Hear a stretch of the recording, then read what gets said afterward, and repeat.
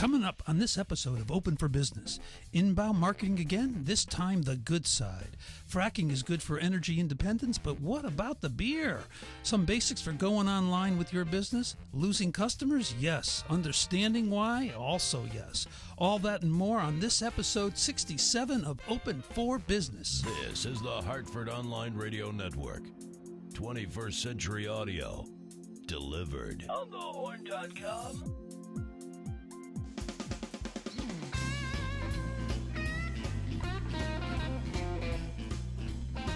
Open for Business is proudly sponsored by Amazon S3 servers. Our bandwidth for all you crazy people listening out there, provided by Amazon S3 servers. It's storage over the internet. Retrieve any amount of data at any time from anywhere on the web. Highly scalable, reliable, secure, fast, and inexpensive.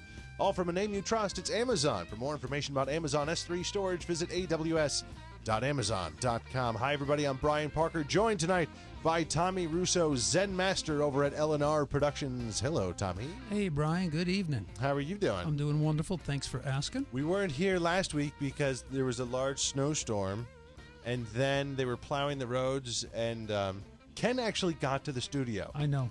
But I left at like 3:20 to get here by... I wanted to get here by 4, which is plenty of time. It was 6 o'clock. Yeah, plus when you were turning around, go home, and then I didn't get home until like 8:30. Yeah, I was going to say I got your text after 8. Oh, it was forever. Anyway, that other voice is Ken Cook, acclaimed author, Fortune 500 consultant, and contributor to Inc. magazine, now running peer-to-peeradvisors.com. Hello, Ken. Good evening, Brian. Tom, how are you? I'm doing wonderful. Ken, how about you? Good. We have an exciting show, all sorts of fun topics. Inbound marketing. We're talking about what's the difference between inbound versus outbound. Plus, we also have a special guest. Steve Hall is calling in from HubSpot. He's been there for a whopping 3 weeks. We get all the really... storied writers from HubSpot on. And tenured, too. And tenured, it's terrific. But he's been around. You can visit his website, AdRants, like advertising, adrans.com. He's been running that for over 10 years. Steve, how are you, sir? I'm doing well. Thanks very much, guys. Thanks for joining us. This is exciting. I love the idea of inbound marketing because I think the outbound marketing makes people lazy, makes business owners lazy. And inbound means that you got to get off your tail and you got to produce something. Content. Yeah. Yes. For consumption. And I think that's great. But why don't you get us started with that, Kenny? Well, both Tom and I are avid readers and followers of the HubSpot blog. And I think it was emails passing in the night as we sent this blog post that Steve put together to each other with the message, this is a good one. Let's focus on this one for the show. That's right. And Steve wrote it, posted it Friday, 8th of February, titled, How Inbound Marketing Aligns with the New Purchase Loop. And with deference to the opera Aida, he gave us a very nice graphic on the opening page about the new purchase loop that's going on. So, Steve, what I would love for you to do is take us and the audience through a short overview on what this is all about, and then let's get into a conversation if we can. Sure.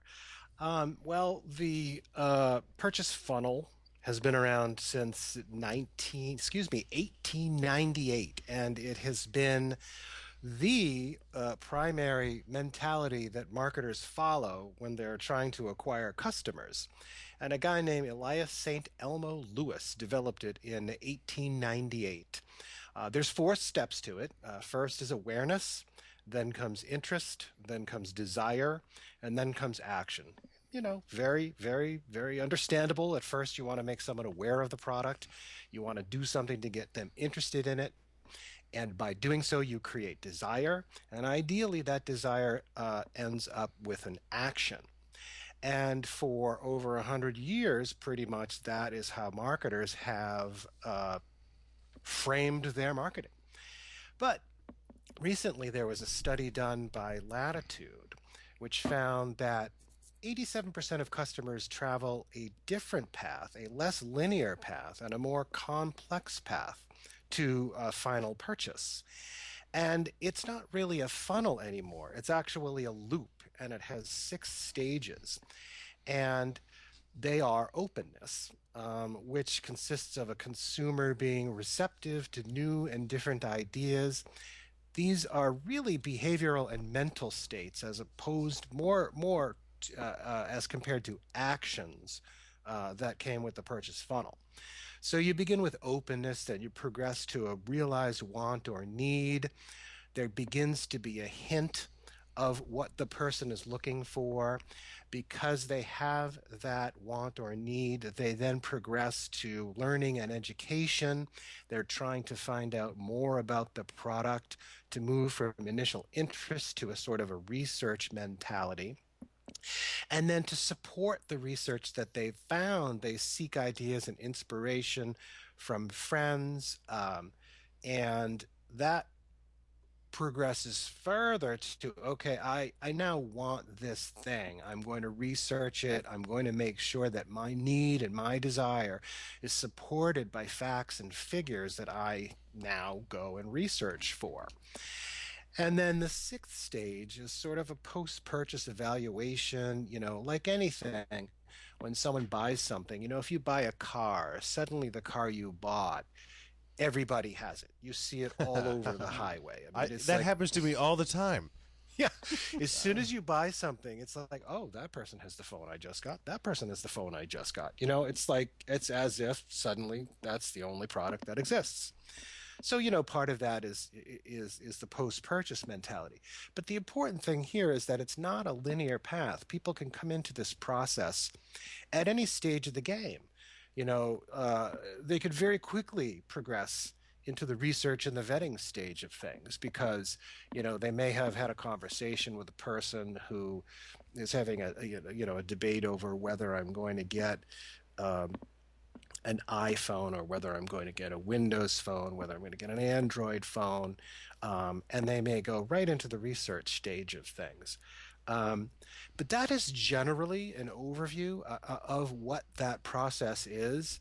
I'm sure we'll speak further about how inbound marketing plays into that and how various media play into how people can become affected in these 6 stages. Yeah, I think, I am looking at this, and as I'm reading the article that you wrote, which was great, by the way. Thanks. I'm thinking of my relationship to, I buy a lot of technology, and I don't know, I don't consider myself someone that knows a lot about technology, but I want it all.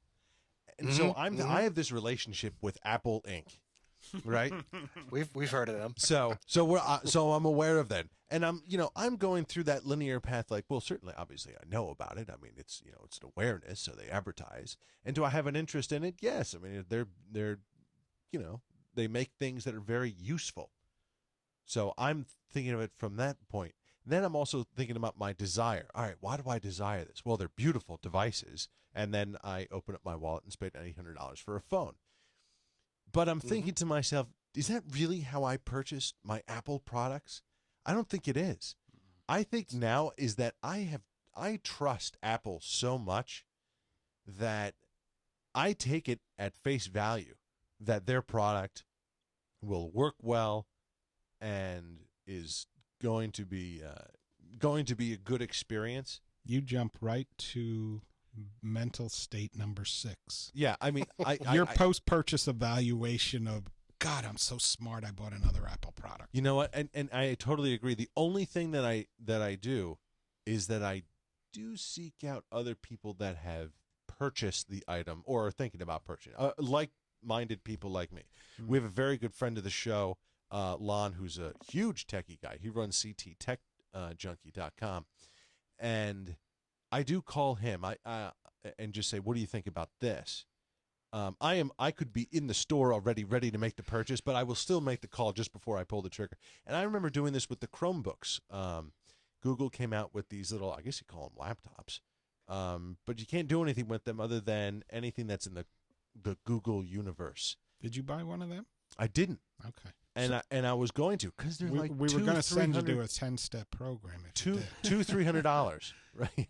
But you're somewhere between 4, 5, and 6 in that behavioral mental state, seeking ideas, inspiration, research, and vetting.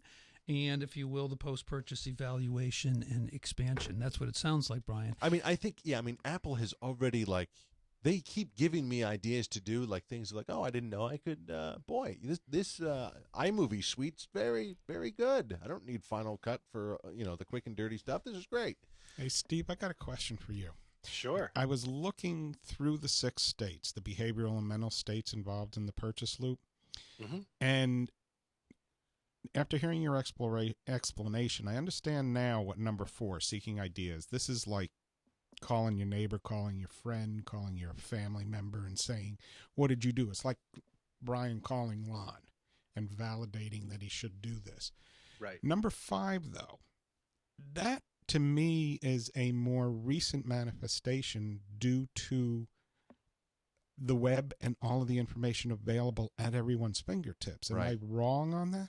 No, you are absolutely right. And I'm glad you brought that up because, this is what we have now. We have at our disposal an endless amount of information, a plethora, if you will, of data that we can now research. I mean, before 1984, 1990, before the internet, I mean, what did we have? We had, old school mainstream media that talked at us. Yep. We could certainly read articles in magazines. We can certainly make phone calls. There was always word of mouth. There was always a way to do some sort of research and vetting. But now it is so much easier, not only to access, but because there's so much of it out there that we can, in 5 or 10 minutes, become very smart on a topic of our choosing. We can become as smart as the salesperson trying to sell it to us. Steve, Steve, earlier on you referenced the auto industry, and my firm, I'm in an advertising agency as well, production company.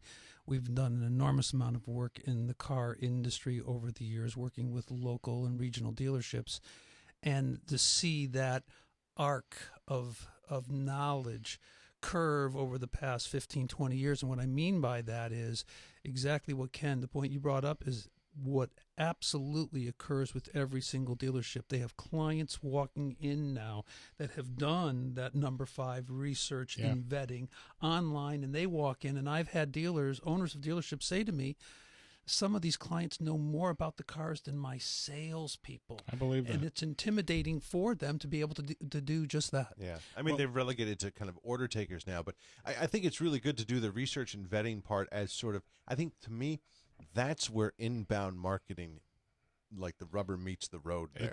It's opportunity to shine. I mean, when I look at inbound marketing and think about it, and Steve, you're the expert on it, so please chime in, edit me wherever is appropriate. But when I think about inbound marketing, to me, if someone is buying something, there is a risk factor and an anxiety associated with the purchase.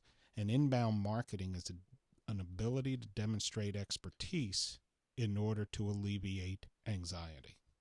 Yeah, I agree. Yeah, that's a good way of putting it, because a key component of inbound marketing is content creation, and the content that is valuable, content that is that is educational, and content that a person who's considering a purchase wants to seek out and would normally seek out in any purchase process. I mean, if you want to buy something, you're going to do some research. So it behooves the brand who's trying to sell something to put out as much information as they possibly can on the topic. I mean, you can start with general categories. It's like, well, we don't really need articles about why do you need a car. I mean, but in some product categories, you do need that sort of thing. But the content can start at a broader level, and then it can get very more specific, like what kind of radio is in the car, or what kind of door locks or child prevention features does the car have. But it is, for the most part, all about content. It starts with content. Just for the listeners, what I want to do is just back up just a hair and identify inbound versus outbound marketing. So the outbound marketing is what I consider traditional advertising and marketing. Buying a list of phone numbers in a certain geographic area or demographic, making cold calls, doing trade shows, traditional advertising like radio, TV, newspaper, highway billboard ads. All of that kind of stuff is you have a message and you're looking for access to an audience that someone else has created. And so you're saying, I want to give this message to your audience over here that you have created. I need access to that. What can I give you for that? And they say, please give me money. And then you say, okay, and here it is. And then your message gets heard by their audience. Inbound kind of turns that on its head. The business owner starts to create content, whatever it is. Blogs are very easy, but it could be anything. It could just be a picture book or something like that. And you throw the content out there on the web using social media to help promote it as your sort of sales force. And then you start to build that community. And now we have something that's very organic and very strong in its foundation, because now people are seeking you out as opposed to they're listening to the TV or the radio and they just happen to hear your commercial. You're a by the way. Now people are seeking you out, which is really, I think that's the beauty of the inbound marketing approach. There's a guy also at HubSpot, Brian Halligan. Do you know him? Well, yes. Yes. I don't know why you laugh. He wrote a great article about inbound versus Brian's the founder outbound. and president. Okay, there you go. Yes. So he wrote, this is great. I believe most marketers today spend 90% of their time on outbound marketing and 10% on inbound. He thinks it should be flip-flopped. And I agree with him. I think the traditional avenues should be just to pepper what you're already doing online. If you spend 2 days a week marketing, a day and a half should be writing your blogs and whatever. And well, inbound marketing is very much about content, but that's not the only thing it is. There's search engine optimization. Yeah, there's SEO for sure. Yep. There's lead nurturing. I mean, there's a lot of steps to it. Marketing automation. Yep. The important thing is that, well, up until several years ago, we never had this form of marketing. We didn't have the ability to do this kind of marketing. This kind of marketing really didn't exist before the internet. And, and so a lot of people perceive it as foreign and difficult. And anytime someone doesn't understand something, they immediately conclude that it's hard, that it's not going to be easy. I mean, we've been creating television commercials and radio commercials and print ads forever. And it's like, oh, that's easy. I mean, just call the radio station, tell them you want it to air at 8 p.m. at night, and, it's fine. Produce it, call, it's easy. It's easy, But, but what is it really getting you? I mean, and that's the point of inbound marketing, that for everything that you do, you are able to track what you get. How many people saw the article? How many people responded to your call to action? How many people requested a webinar? How many people downloaded a white paper? How many people purchased the product? I mean, all these things. I mean, ultimately, in the grand scheme of things, you do know this. A large marketer does have aggregate statistics on how many people bought Coke in the month of February. But, for other marketers, for people, for example, let's just talk about the Super Bowl for a minute, spending $3.8 million on the Super Bowl. Nuts. There was an article on the HubSpot blog after last year's Super Bowl that talked about the 31 things you could do for, $3 million or whatever it was costing last year.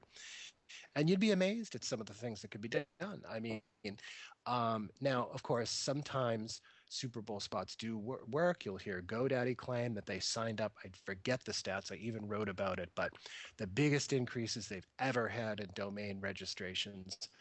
That's not to say outbound marketing doesn't work.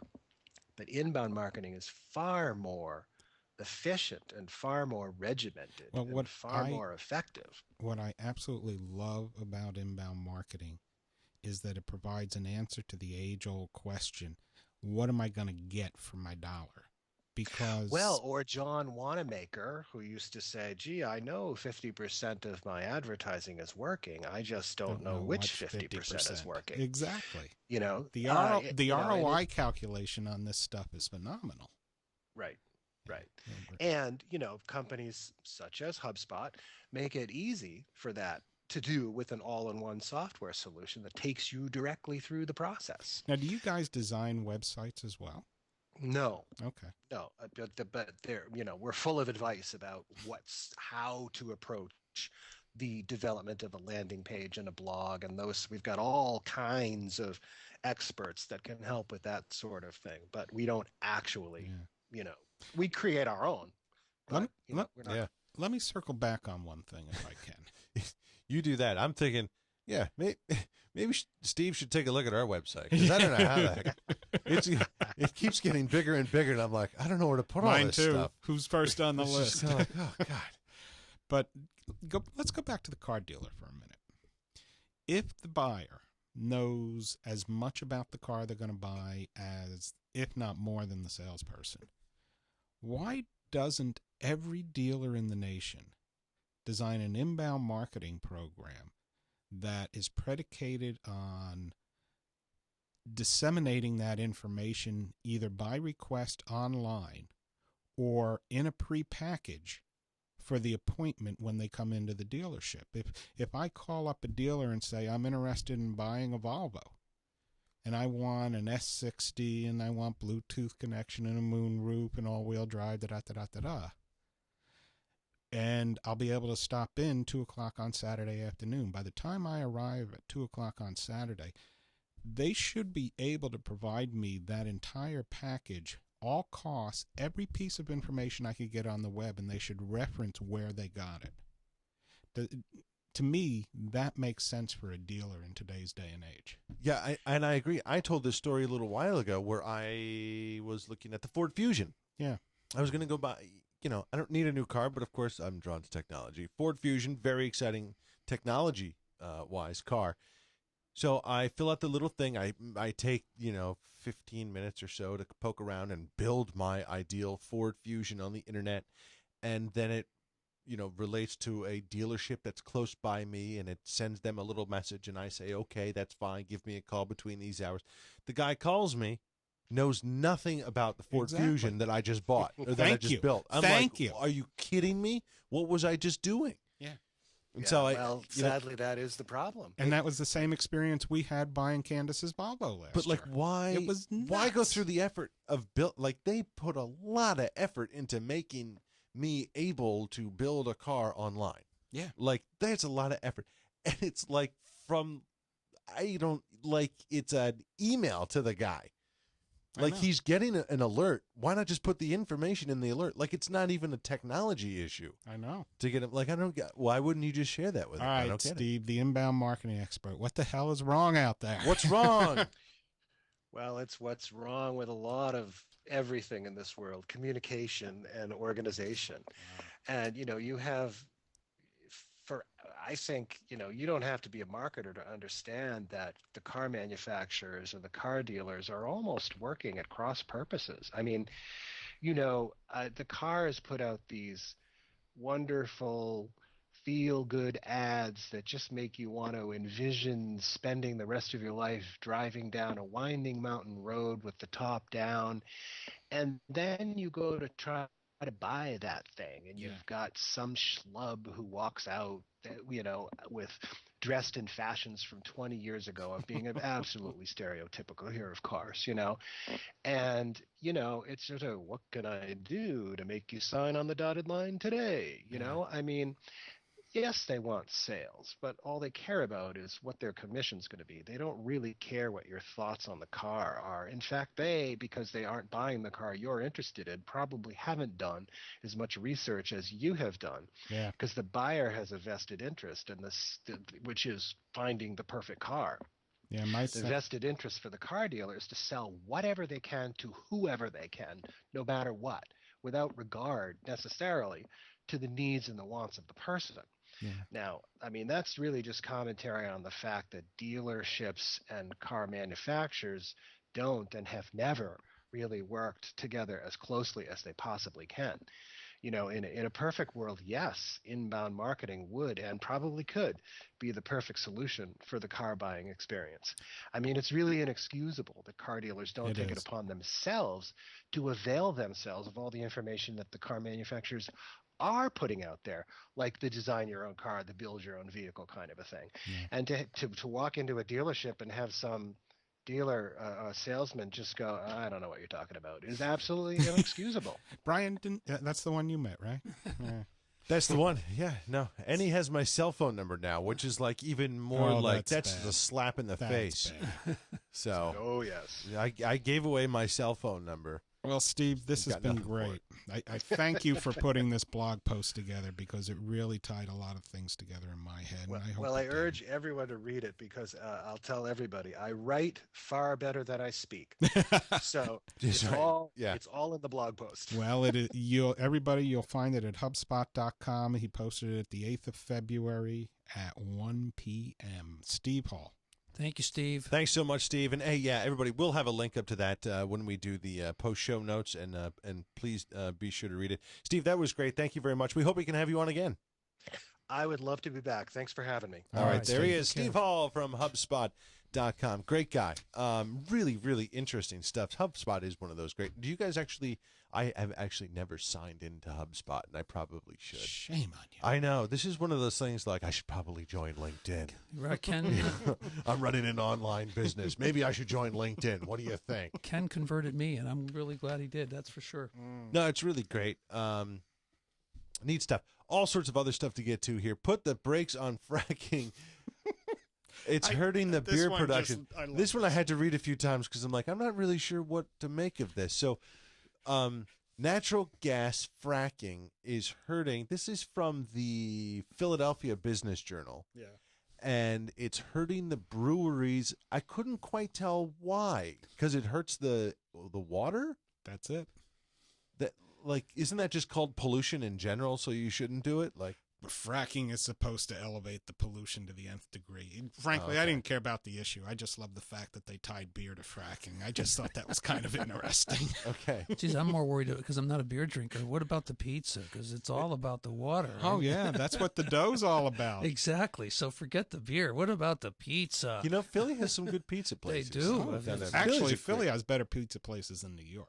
In some ways, I have to agree. Yeah. I don't. Well, yeah. New York. There's also the experience of just going in for a slice of the Coke. Well, you can do that in Philly. Yeah, no, you really can't do that in Philly. No, you can. Yeah, you can. You can. Where? Trust what me. street? Oh, geez, I don't remember the names of the streets. Pick Market, pick Broad, pick Chestnut, pick Walnut. Those are always more like this guy knows the front. You walk in and you got to sit down and stuff. I'm talking about walk up to the window. 2 tables. What are you, Tony Manero and Saturday Night Live? Yeah. 2. Give me 2. Give me 2. Give me 2. Give my lady a Diet Coke over here. All right. We're gonna walk. You fold up the pizza. You walk around. Boy, I just brought up pizza, and look where we went on this one. It's great. I love that. Hey, by the way, speaking of pizza, did you know that Frank Pepe's is in Mohegan Sun now? Yes. I didn't know that. No, I didn't. And where else? They're opening someplace else, too. Someone told me. Is it in Blueback Square?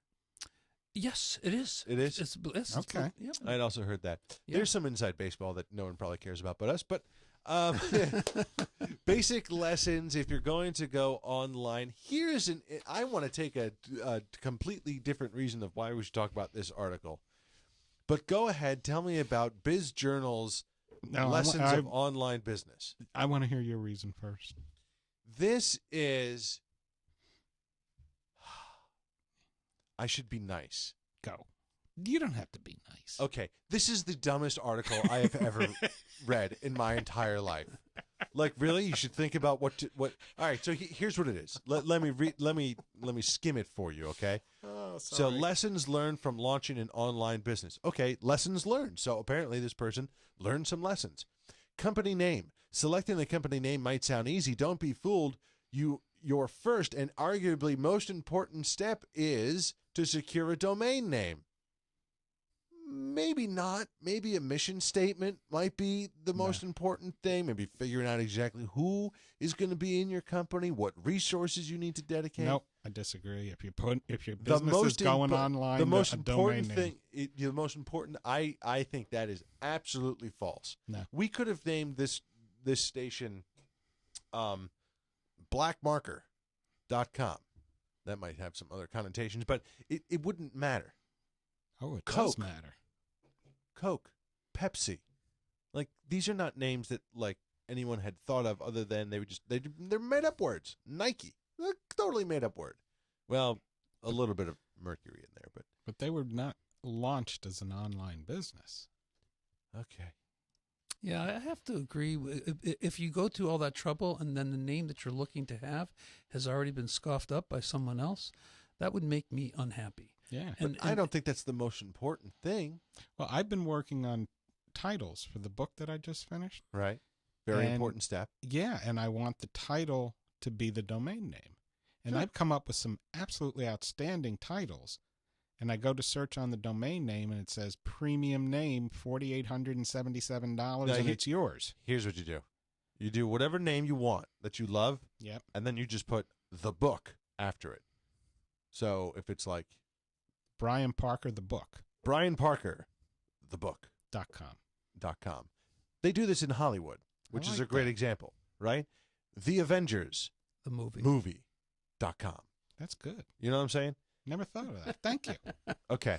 So, I'm score writing one that for Brian. down. What's the next one? Open source or custom built? If you're going to be an online, like if you're doing like a real business, of course you want to custom build it. Are you crazy? Why? Do you Have know how looked many? at WordPress these days? Well, no. WordPress is not considered open source. Yes, it WordPress is. is now considered custom built because you have lots and lots of templates that you can customize to the nth degree. So that is more No. custom built. All right, then I'm misinterpreting their terminology, because to me, the custom built is hiring a designer in a web design firm to build something specifically. But that's for kind of what you do. But that's what you do with WordPress anyway. No, WordPress, You just sort of- you can start up a blog for free, and you can get a template for free, Right, but you really and you can't can do get anything. plugins for I'm not. free to little amount of money. I'm on the. This is going to be a business, and we're not going to be Brian Parker the book.wordpress.com. I'm thinking we're actually going to build a real website. There are major companies that are based on the WordPress platform. CBS. Oh yeah, on the horn. Yeah. Yeah, absolutely. That's real businesses. Yeah, that's real businesses. And It's WordPress- all custom built. You don't think CBS built doesn't have a designer in there custom building that website for him? Well, on. they do to some extent, I'm sure, but it's the difference between 100% custom versus using an online. You can design and get a site up on WordPress. Sure. To step number 3, big vision, start small, make changes and updates, Yeah, that's fine. and it opens the door for cash flow. So if you want to start an online business, put a WordPress blog up, put the simplicity of the blog to work for you to generate revenue. Just plug in the e-commerce app, start to sell some stuff, generate some cash flow. Then you can bring in the designer and say, okay, make it prettier. Yeah. Make it more functional. Make it more adaptable. So, yeah, I think there's some legitimacy to these 3 steps here. I really do, for an online business, because it's all about cash flow. Do custom build. Hire someone. Hire a professional, because you're not going to know. That's what I think. Unless you are a designer. Well, I and then think- you're going to custom build it anyway, so it doesn't matter. I think you both have great But points. CBS I'm Sweden. in this CBS is one. not Oh, man. considered. No, but Come I really do. I think you both have good points. That your point, Ken, is that it has to do with what kind of capital funding does this individual have, and how he or she can maximize the dollars that they have available to get the business launched. And if there are minimal dollars behind it, then your approach makes an enormous amount of sense to me. If it's dollars and cents are not the issue, then Brian's approach makes more sense to me. So I think that there's Out of startups that you've known, right. what percent have the pockets to not worry about the expense? Very few. There you go. But this Very is few. lessons learned from launching an online business. Doesn't mean it's startup. Well, no, it doesn't mean it's startup, but the majority of online businesses that are launched are startups. And do you still hold the contention that CBS.com, a WordPress website, is open source? No. Okay. No. No, they are highly customized on a WordPress platform. Right. You can get the platform. I mean, the platform that just makes it, But that doesn't change anything. my point is, if someone is raising alpacas, Right. gets a whole bunch of wool, and decides, I want, other than breeding, I want to make money off of the wool, so I'm going to start to knit alpaca sweaters and scarves. I don't have a lot of money because, frankly, my 6 alpacas don't give me a lot in the breeding rights. And we're recession, we don't have a lot in our pocket, so what we're going to do is put up a WordPress blog, alpacas, the new wool, why it's warmer, whatever. The book. Yes, Alpaca, the book. Alpaca, the book. Take a couple pictures of the half dozen sweaters and scarves that you make, put them up there, charge $19.95, and start to make some money. People want to control things. They want a meaningfulness of their own business, and open source with WordPress and a good name. Make sure you put the book after it. There you go. I think it's a quick and easy way for people to get an online business up and running. The last thing they say is people, which I think is the most important thing. Identify the people that you're going to be working with. Yeah. And I don't know. As time goes on, people, I think, are less and less inclined to be Jim Collins fans like me. First who, then what. I'm a big Jim Collins guy, but I don't know. Maybe I'm wrong. It's always interesting. Did I ever tell you the research on Collins and Good to Great? That all of the businesses he studied in the original Good to Great, Right. 18 pairs of companies, Right. and compared the good ones versus the ones that weren't good, and drew some extrapolation as to management practices that work from the Right. good companies. Shortly after the study, every one of the companies, good and bad, regressed to the mean. They all became equal.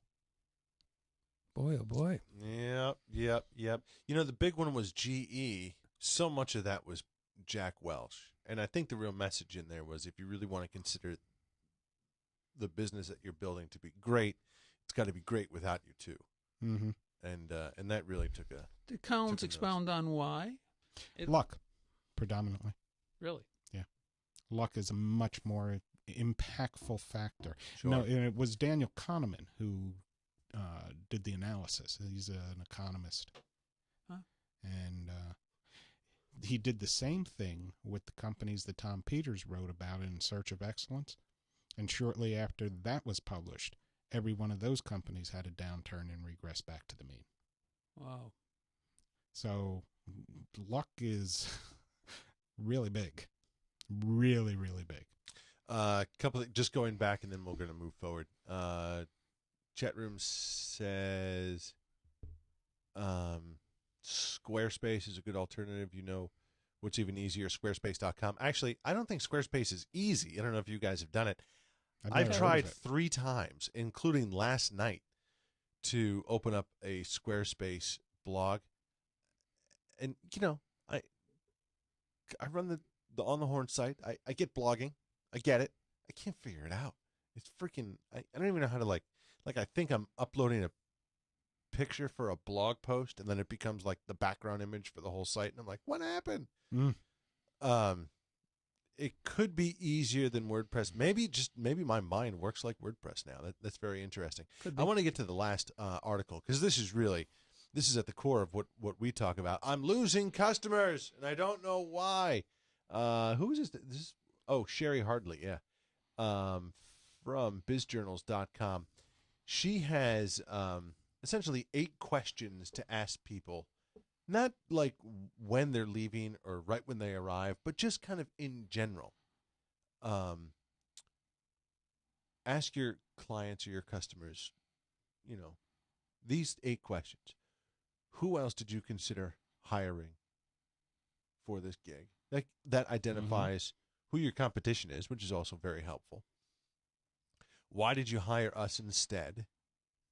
And I think this is important to do these questions not all at once. Yeah. You're always going to be dripping these questions to your clients. So maybe, once a month if you meet, or every other month, or whatever. Just ask one question at a time and keep a journal of it. How will you know if we're doing a good job? I love this, and this is actually something I ask right up front, and actually I almost push that answer out there. Here is how you will know if I am doing my job well. Because are you telling them or are you asking them? This is I kind of tell it. Like, this is how you should evaluate me, because this is the metric that I'm using to do a good job for you. So I'm trying to beat this benchmark, and if I don't, I will, broadcast this to you, what the benchmark is and what my results were. And that's how you evaluate me. That's how you grade me. And do you confirm that metric aligns with their expectations? I tell them that this is the system that I've built, and you can certainly go somewhere else if you want a different system. Okay. But this is what I do. This is how I'm kind of set up. I'm set up to beat benchmarks in this fashion, and that's sort of, if you wanted to product me, that's my product. How is that received, though? I'm curious. It's good. No, they get it, because I do it clearly, and I think this is one of the communications things is, and I don't want to talk about my business, but one of the things in investing is you don't really know. You see the number go up, you see the number go down, you can extrapolate a percentage, but how am I doing overall? Like, if I just bought a Vanguard 500 index fund for, 30 basis points of all my fees and never a transaction fee, would I be doing better or worse than giving you my money and having you invest something? Like, I think that's an important question that people need to ask themselves and their money manager. But I don't want to get into my money management stuff. But so I identify for them, here is how you know if I'm doing a good job. I kind of give it to them, and they should. That's the proper way to do it. Well, I like the question, but I like it more open-ended to them. As you're basically saying, here's the round hole I have. Any peg out there?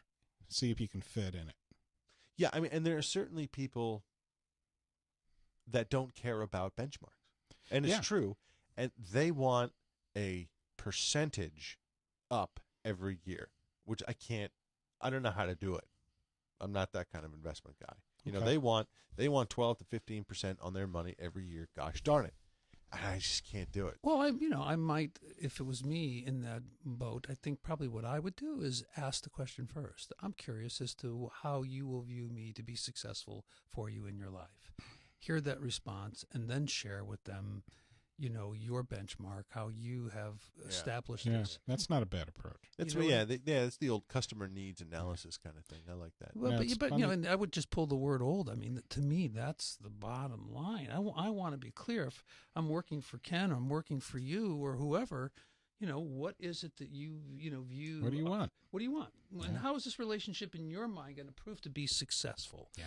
Okay. And now that I know what that is, well, let me share with you my version of success and see if we can find synergy between that. That would be my recommendation. And, I look at the rest of these questions. Most of the rest of them have to deal with how you want to interact. Yeah. There's some of them that's kind of like, what are your pet peeves? This is sort of just getting to know your client on a non-business level, so you can kind of but really develop a relationship. I love questions 1, 2, and 3, though. Yep. Me too. Very important. You know what I could easily see for any salesperson out there or anybody selling, whether it's the business owner or whomever, put these questions onto a little laminated card that goes into your little portfolio that you carry into every appointment. Yeah. And just stick it in the pocket and look at it and maybe do a check mark mentally. Have I ever explored that with this client? Gives you an opportunity to really start to dig into stuff that are not project related or related to the specific thing that you're talking about at that point in time. In more ways than one, at least in my mind, it's the fundamentals, and there is nothing that comes in the way of making sure that the fundamentals are always in place. Yeah, and you're always executing them at the very best. I actually keep a what I call the WD, which is the warm the warm database, which is, and you can do it on almost any contact management system. So if you're using, I'm obviously an Apple fanboy, so I use all of their stuff. But when I go into, whoever this is, I just picked up Patrick, this guy Patrick that I know. Not only do I have his contact information and email and all that kind of stuff, but, I have his kids' names, I have his wife's name, I have his date of birth, I have, major events that have happened in his life. his mother passed away a year ago, so I have a little tickler in here that says 1 year from that day. I'm going to send him a little handwritten note. Yep. So, but you can just do, in the notes section of all of these things. That's a great way to just do it, and you can kind of just buzz through it and all that kind of jazz. But it's good stuff, as Tommy said. Just stick to the basics and the fundamentals. You can't go wrong. Absolutely. Well, you can go wrong, because I keep going wrong, but these two guys... Well, that's because you have one size hole that you're looking for every peg to fit into it. Go on. Close on that one. That's a heck of a way to sum this show up. So rarely am I speechless. Sorry about that, folks. Thank you all for joining us. One-hole Parker. We can't do the show without you, but we might do the show without Ken next week. Let's get out of here quick. But we can't also do it without our sponsors, Gateway Financial Partners, the accounting firm of Budowitz & Meyer, Jack, Deepwater Seafood of Avon, and CentralCTDental.com. Very special thanks to Evan Richards in the chat room. I don't know what you guys are talking about in the chat room. There's something about people are putting glue on certain body parts. I don't know. Wow. You guys have got to check out the chat room, because that's like the show within the show, and Evan runs all that kind of fun stuff. We're going to close up shop for this week, but we will be back next Tuesday at 5 p.m. Eastern, when we will once again be open for business. We'll see you. Cheers. Take care, folks.